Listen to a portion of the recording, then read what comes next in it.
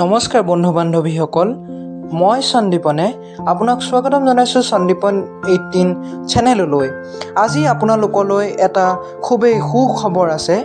ধাৰাবাহিক চাই ভাল পোৱা সকলৰ বাবে এখন নতুন ধাৰাবাহিক অতি শীঘ্ৰে আপোনাৰ টেলিভিছনত সম্প্ৰচাৰ হ'বলৈ গৈ আছে।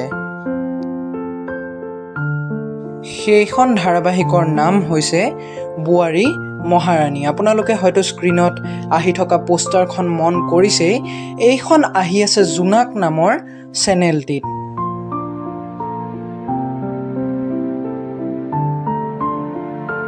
এইখন ধাৰাবাহিকত অভিনয় কৰিছে সিদ্ধাৰ্থ নিপন গোস্বামী, কিংকিণী ভট্টাচাৰ্যী আৰু আশা বৰদলৈৰ দৰে ব্যক্তি।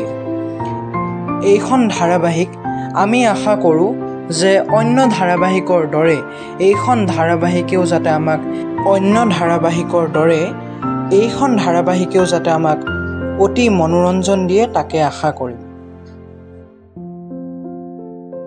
ধাৰাবাহিকখনৰ সময় ঠিক কৰা হৈছে নিশা 8 বজা আৰু নিশা 9:30 বজাত। ধাৰাবাহিকখন সম্প্ৰচাৰ হ'ব 15 ধাৰাবাহিকখন জুলাই 15, 2024 জোনাক নামৰ চেনেলটিত সম্প্ৰচাৰ কৰা হ'ব।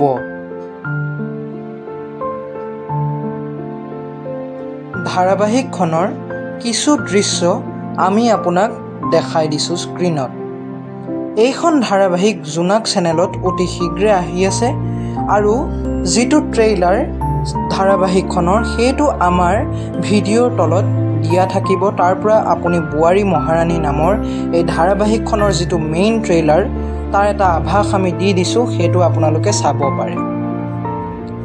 আমি সকলো দেখাই দিছোঁ যে কিমানখিনি কাষ্ট আছে। গতিকে ধাৰাবাহিকখন আপোনালোকে চাব আৰু মৰম দিব বুলি আশা থাকিল। ধন্যবাদ।